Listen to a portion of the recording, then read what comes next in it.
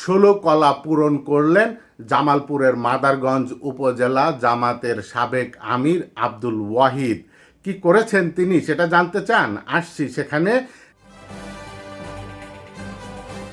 2024 সালে পর এমন কোনো হেন কাজ নাই যে করছে না তারা, একে একে সব বেরিয়ে আসছে।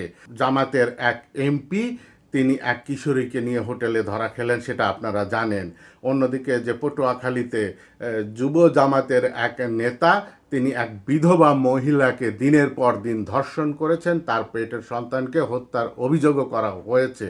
অন্যদিকে রাজশাহীর কথা বলছি, যে 9 বছরের শিশু প্রাইভেট পড়তে গিয়ে যৌন নির্যাতনের শিকার হয়েছেন। এরকম অসংখ্য ঘটনা আছে, সেগুলি আসলে বলে শেষ করা যাবে না। জামালপুরের মাদারগঞ্জ উপজেলার সাবেক আমির আব্দুল ওয়াহিদ তিনি একটি সমিতি করতেন, যে সবাই মিলে, সে গ্রাহক সংখ্যাও অনেক।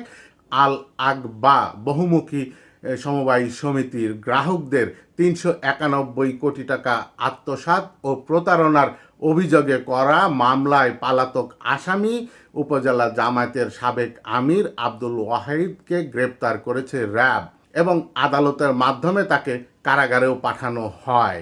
গ্রেপ্তার আব্দুল ওয়াহিদ মাদারগঞ্জ উপজেলা জামায়াতের সাবেক আমির ও আল আকবা বহুমুখী সমবায় সমিতির পরিচালক এবং মিলন বাজার ভাঙ্গাবাড়ি ফাজিল মাদ্রাসার অধ্যক্ষ। মানে একজন শিক্ষক কত বড় প্রতারক, কত বড় জালিয়াত, একবার চিন্তা করে দেখেন। মামলার এজাহারে উল্লেখ করা হয় যে আল আকবা সমবায় সমিতিতে গ্রাহকের সংখ্যা প্রায় 12,661 জন। এতে গ্রাহকদের আমানতের মোট পরিমাণ 391,57,65,376 টাকা। এই আমানত আত্মসাৎ করেন সমিতির পরিচালক ও তার সহযোগীরা।